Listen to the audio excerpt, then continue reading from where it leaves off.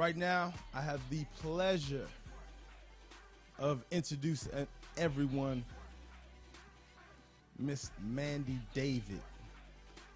Now, I appreciate you coming on the show. No problem. And letting everyone know, be better aware of what's going on out here, But first, tell the people, who you are, what hospital you work at. Okay.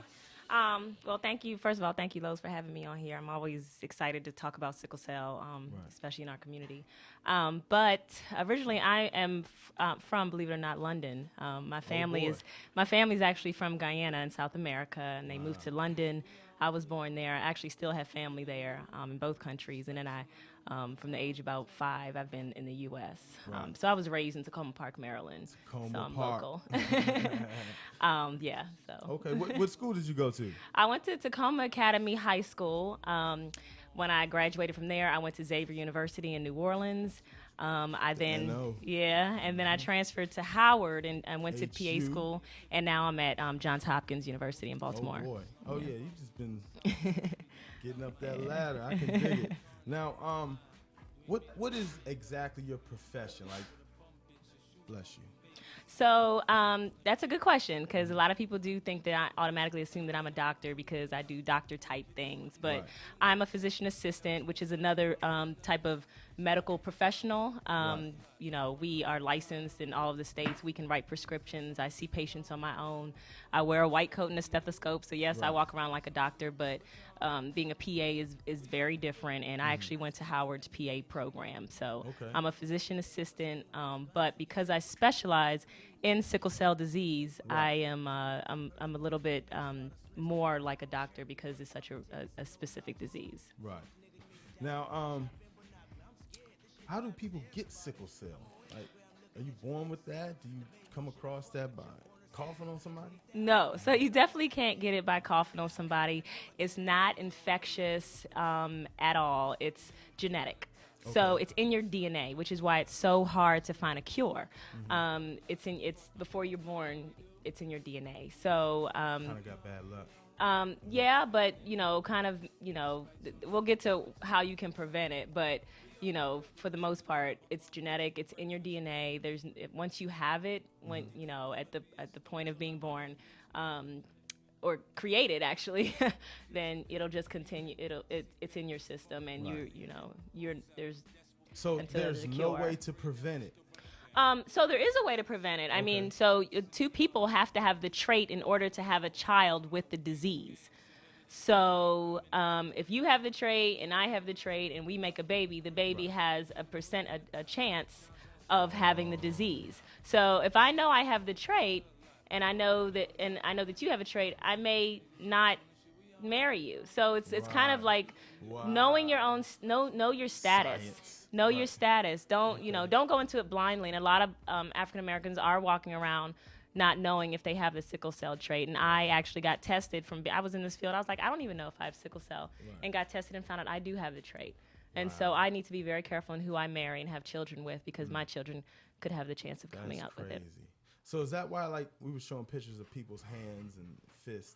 Yeah. Is that why, like, they're, I don't want to say deformed? So actually, sickle cell patients are not deformed at all. They look like you. They look like me. The symptoms include severe pain. So they come into emergency rooms, and we administer a lot of narcotics for pain medications because they're suffering from pain. Your cell should be shaped like a sphere.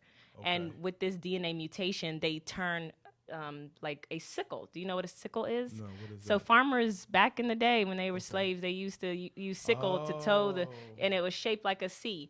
And so once they saw it under the microscope, they said, let's call it a sickle. It looks like a sickle, and that's where we got sickle cell from. So so once they're very sharp at the ends and they start getting stuck in vessels. Once they get stuck in vessels, it's very painful, very painful. And how long does it last? Like, how long do they have time? So we call it a crisis when that happens, and you can have like 1 to 2 crises, a month, a week. It varies on the person. It also varies on the type of sickle cell that you have. So if you have, there's types where the higher percentage of your cells can have the potential of sickle. Now, not every patient that has sickle cell is always in pain, but there are different circumstances that allows them to be in pain, such as being sick or being it's too cold or too hot or being dehydrated or, just various factors that that will cause them to be in a lot of pain. And once they are in pain, they try to medicate themselves at home. But if they're not able to do that, they definitely have to go to the emergency room to seek care because this is severe pain. And just to give you an example, when I asked a patient, how does this feel? He told me, if you've ever dropped a bowling ball on your toe, take that and amplify it 10 times, and sometimes that's a good day for me. That is very painful, and so that that just sums up that we don't experience it, but they're not deformed. The pictures that you saw are when children who come out end up having some issues with sickle cell, and that's one of the first signs we see. It's called polydactylitis, and that's just one of the pathophysiologies of sickle cell, and it causes swelling. So that's what we see in children. Now, is this the same disease that T-Boz from TLC? Does she have this and other celebrities? Is it? Yes, T-Boz does have sickle cell disease, but like I explained earlier, there's different types of sickle cell disease, and so she has a milder form, which is called SC, but nonetheless, she does have the disease, and she's had some struggles that she has worked through very well, I would have to say. There's other people, such as Prodigy, also has sickle cell disease. I'm not sure what type he has, and I'm not sure what he's experienced through, his course of sickle cell, but he does have the disease as well. And there's a few other people that have endorsed it, like Lorenz Tate, Terrell Suggs for the Ravens, Kiki Shepard, and actually recently Sonia Ross, the Olympic gold medalist, has also endorsed this disease. Wow. Okay.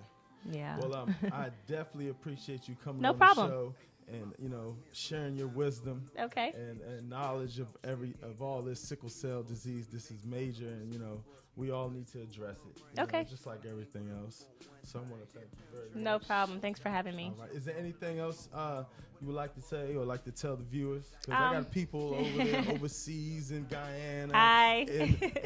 in London, in the Yes. UK, Brazil. Yeah, I think, just knowing your status, there's nothing wrong with going to your doctor and saying, can you check me for the trait? I think it will help your life. I think it will help your future children's life, and it'll just save a lot of headache and stress in the long run if you know your status. Just like HIV, know your status, and I think that's the same with any other disease. So if you have any questions, feel free to find me on Hopkins website, and I'll reach out to you.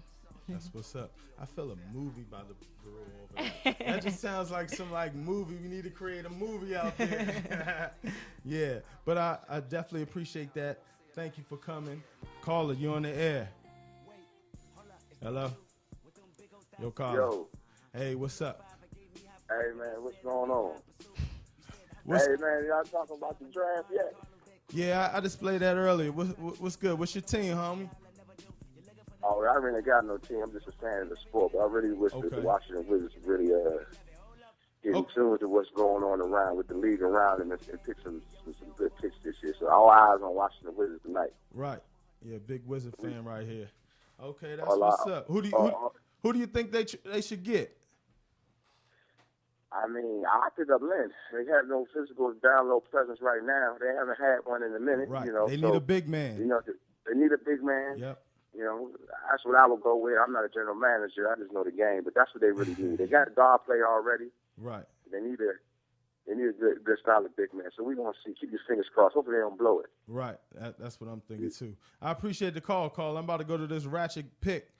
Matter of fact, you can hang on if you want and get your opinion on this ratchet view right here. I got Adrian Bonner. I don't know if you seen the fight last weekend. But, yeah. I was there. Okay, so let me play this footage right quick, and then we can get your comments on that.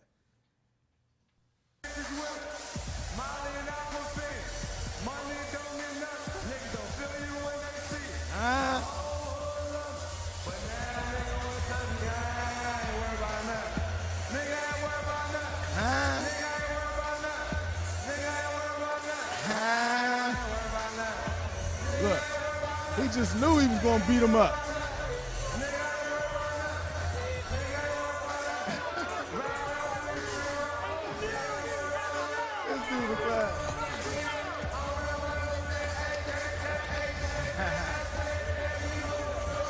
commission, the chairperson is Melvina Lathan. Introducing to you our... And the he just knew we got all his chains on. Nigga ain't worried about nothing. Now, you gotta watch the interview. This is really what it is. At the age of 23, Adrian Broner joins legends Roberto Duran and Roy Jones Jr. as well as Robert Guerrero as the only fighters to win a world title in their first fight after jumping over a weight class, winning via split decision over Paulie Malignaggi. He's mad. The new WBA He's coming up with excuses. His eye tore up.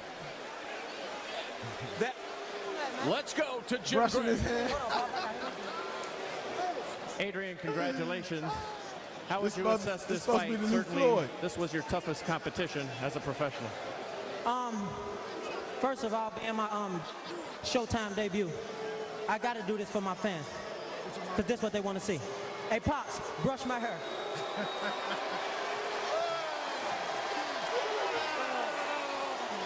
Okay. The tradition, I guess, continues. Now, about the fight. What was your assessment? Paulie fought exactly how I thought he was going to fight. As soon as he felt my power, he got on his bicycle, and I had to literally cut him off the whole fight. I respect him. He's a hell of a fighter. He's a world-class fighter. And to come in somebody's hometown and beat them in a split decision, that's great to me. Adrian, the volume of punches certainly favored Paulie. However, you kept saying the entire fight, we could read your lips and hear you, you can't hit me. Were you at ever any point hit with a shot that concerned you? Negative, man. He couldn't hit me. He couldn't hit me. He was shadow boxing. When this fight, when you knew that you were losing rounds, particularly early, it seemed as though you were able to take control, came alive in the 5th round, and then the 6th round, you seemed to be much more. Were you feeling out in those first few rounds, or what was your strategy? Listen to me. You seen I came out with French Montana. I ain't worrying about nothing. So, with that being said, I got to give a supreme shout out to Al Heyman, Aviance Jules, you know, breadwinner for this nice 18-karat grill in my mouth, you know. And let me ask you about winning your 3rd title. You're 23 years of age, 3 different weight divisions. Hold on, the end was just crazy. He talking about he took his belt and his girl. He was just getting warmed up. But I'd like to thank everybody for watching the show. I definitely would like to thank Miss Mandy David for coming through talking about sickle cell, and everyone watching.